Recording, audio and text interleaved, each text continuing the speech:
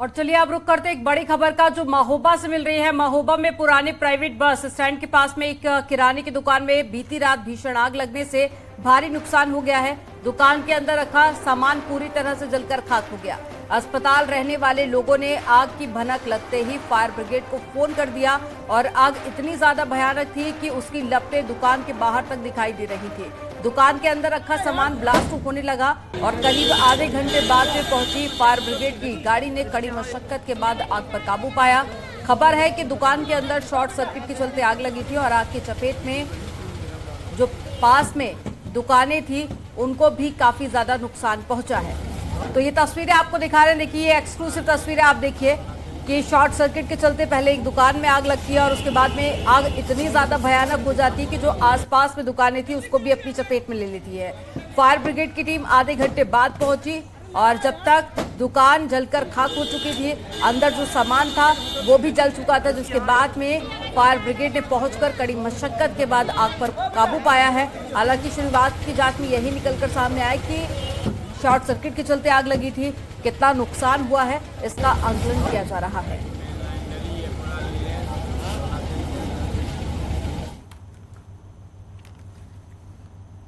और चलिए बात करते हैं कर्नाटक विधानसभा चुनाव। बीजेपी के फायर ब्रांच और स्टार प्रचारक सीएम योगी आज पूरे दिन कर्नाटक में रहेंगे। इस दौरान मांड्या एक और विजयपुरा में 2 चुनावी जनसभा को संबोधित करेंगे। कर्नाटक विधानसभा चुनाव में सीएम योगी का काफी डिमांड है, वहीं की जनता सीएम योगी को सुनने के लिए काफी बेताब रहती है। ऐसे में आज कर्नाटक में सीएम योगी बीजेपी के उम्मीदवारों के लिए वोट की अपील करेंगे। सीएम योगी का कर्नाटक दौरा काफी व्यस्त रहने वाला है। तो सीएम योगी आदित्यनाथ आज कर्नाटक के दौरे पर रहेंगे, जहां पर चुनावी जनसभा को संबोधित करेंगे। मांड्या और विजयपुर में जनसभा को संबोधित करेंगे। तो कर्नाटक के दौरे पर काफी व्यस्त रहने वाले हैं सीएम योगी आदित्यनाथ। बीजेपी प्रत्याशियों के लिए वोट मांगेंगे। तो कर्नाटक में सीएम योगी का तूफानी प्रचार प्रसार देखने को मिलेगा और स्टार प्रचारक सीएम योगी आदित्यनाथ सुबह 8 बजे लखनऊ से मैसूर के लिए रवाना हो जाएंगे। उसके बाद मांड्या और विजयपुरा जिले में जनसभा को संबोधित करेंगे। तो कर्नाटक विधानसभा को देखते हुए प्रचार प्रसार की कमान सीएम योगी आदित्यनाथ ने संभाली है और अब कर्नाटक के लिए रवाना होंगे। कहा जा रहा है अब से थोड़ी देर के बाद लखनऊ से मैसूर के लिए सीएम योगी आदित्यनाथ रवाना हो जाएंगे और फिर प्रचार प्रसार करते हुए नजर आएंगे। इसके साथ ही सीएम योगी आदित्यनाथ जनता को संबोधित भी करेंगे।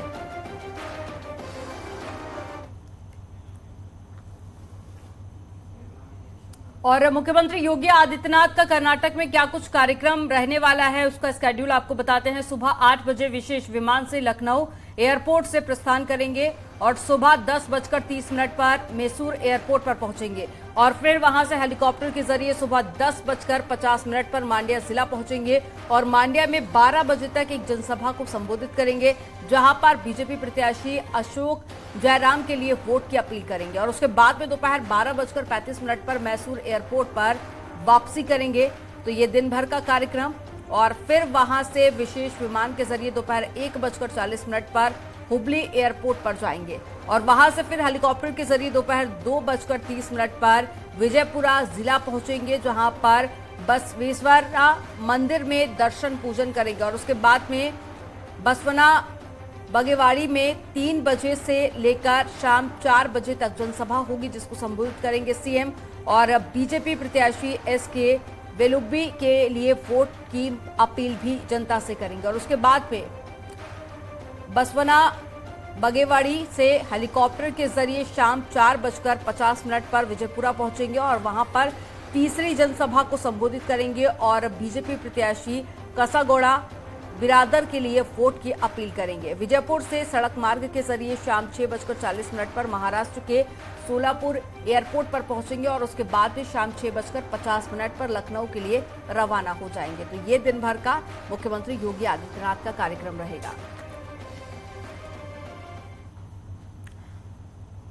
आगे बढ़ते और बात कर लेते हैं माफिया अतीक अहमद के बहनोई डॉक्टर अखलाक को सस्पेंड कर दिया गया है। डॉक्टर अखलाक अहमद मेरठ के भावनपुर सीएचसी में बाल रोग विशेषज्ञ के तौर पर तैनात थे। दरअसल उमेश पाल हत्याकांड के आरोपियों को मदद करने के मामले में अखलाक अहमद का नाम सामने आया था। उमेश पाल हत्याकांड के बाद कुख्यात आरोपी गुड्डू मुस्लिम अखलाक अहमद के घर पहुंचा हुआ था, जहां अखलाक ने न केवल उसे शरण दी बल्कि उसे आर्थिक मदद भी की है।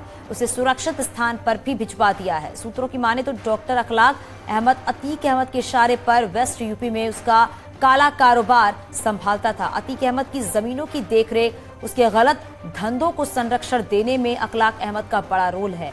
उमेश पाल हत्याकांड की जांच में जुटी प्रयागराज पुलिस ने सबूतों के साथ अखलाक अहमद को आरोपी बनाया, और इतना ही नहीं, उसकी पत्नी नूरी जो कि अतीक अहमद की बहन है, उसे भी आरोपी बनाया गया है। फिलहाल शासन के निर्देश पर सीएमओ अखिलेश मोहन ने अखलाक अहमद को सस्पेंड कर दिया है।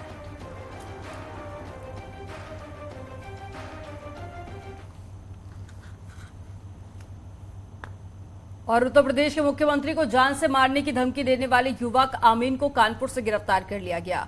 आरोपी ने डायल 112 पर मैसेज के जरिए सीएम योगी आदित्यनाथ को जान से मारने की धमकी भेजी थी, जिसके बाद में लखनऊ में इस मामले में मुकदमा दर्ज किया गया था और आरोपी युवक को कानपुर के बाबूपुरवा से गिरफ्तार कर लिया गया। पुलिस पूछताछ में जुटी है। बताया जा रहा है कि मोबाइल के हो जाने का प्रार्थना पत्र 2 दिन पूर्व इसी युवक ने बाबूपुरवा में दिया था और फिर उसी मोबाइल से डायल 112 पर पीएम मुख्यमंत्री योगी आदित्यनाथ को धमकी भरा मैसेज भी दिया।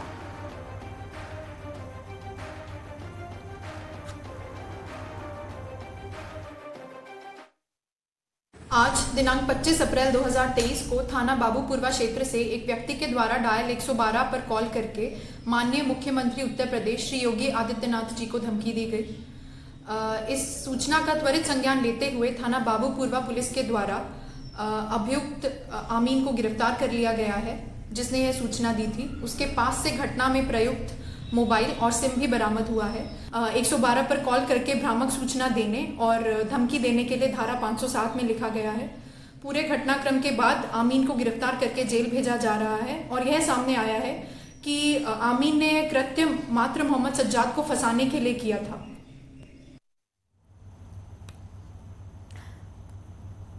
यूपी पुलिस के डर से बदमाशों में खौफ साफ दिखाई दे रहा है। एनकाउंटर के डर से बदमाशों ने अब पुलिस के सामने आत्मसमर्पण का रास्ता अपना लिया है। संभल में एनकाउंटर के डर से गैंगस्टर एक्ट के आरोपी जाबुल ने पुलिस के सामने सरेंडर किया है। आरोपी के हाथों में पैम्पलेट था जिस पर लिखा था, मुझे गोली मत मारना। हयातनगर थाने में आरोपी ने सरेंडर किया। देखिए कैसे ये पैम्पलेट लेकर थाने पहुंचा हुआ है और कहा कि मुझे गोली मत मारो।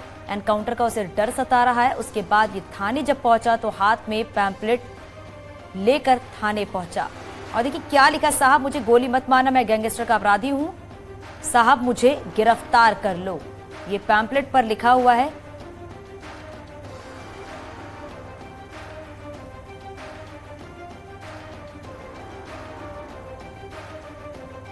में गैंगस्टर एक्ट के वांछित अपराधी जावेद उर्फ रियासत निवासी ग्राम हैबतपुर द्वारा थाने पर आकर स्वयं सरेंडर किया गया है।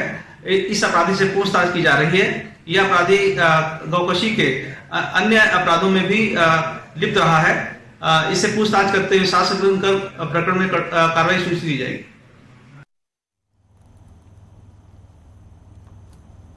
निकाय चुनाव के पहले फेज की वोटिंग को लेकर पुलिस की तैयारियां तेज हो गई हैं। 4 मई को आगरा में निकाय के चुनाव होने हैं। ऐसे में आगरा पुलिस तैयारियों में जुट गई है और पुलिस की चेकिंग दिन और रात हर 24 घंटे जारी है। और इतना ही नहीं, जगह जगह पर गश्त भी बढ़ा दी गई है।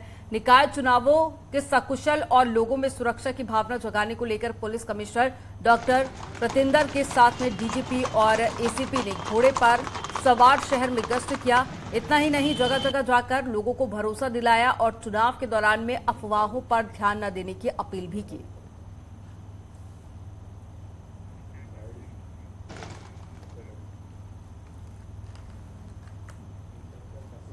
और यहां रुकेंगे एक छोटा सा ब्रेक के लिए। आप देखते रहिए न्यूज़ 18, खबरों का सिलसिला आगे भी जारी रहेगा।